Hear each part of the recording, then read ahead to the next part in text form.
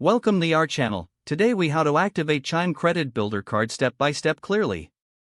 To activate your Chime Credit Builder card, start by opening the Chime app on your mobile device.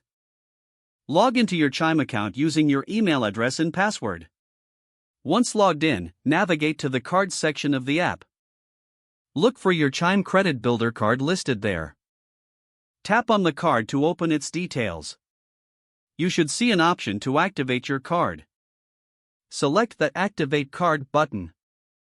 Enter the last 4 digits of your social security number when prompted.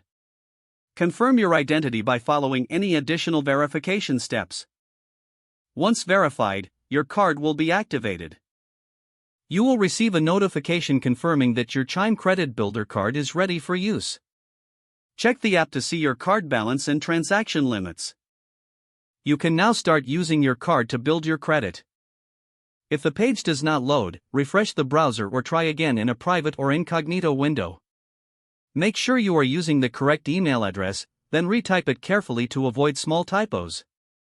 If your password is not accepted, use the reset option and create a new strong password you can remember. Check your spam folder for verification or security emails, then complete any requested confirmation steps. Enable two-factor authentication if available to improve account security and reduce unauthorized access risk. After signing in, review your profile details so your contact information and settings are accurate and current. If you see an error message, note it down and try again after restarting your device and internet connection. Log out when you finish, especially on shared devices, to keep your account and payment information secure. If the page does not load, refresh the browser or try again in a private or incognito window. Make sure you are using the correct email address, then retype it carefully to avoid small typos. If your password is not accepted, use the reset option and create a new strong password you can remember. Check your spam folder for verification or security emails, then complete any requested confirmation steps. Enable two-factor authentication if available to improve account security and reduce unauthorized access risk.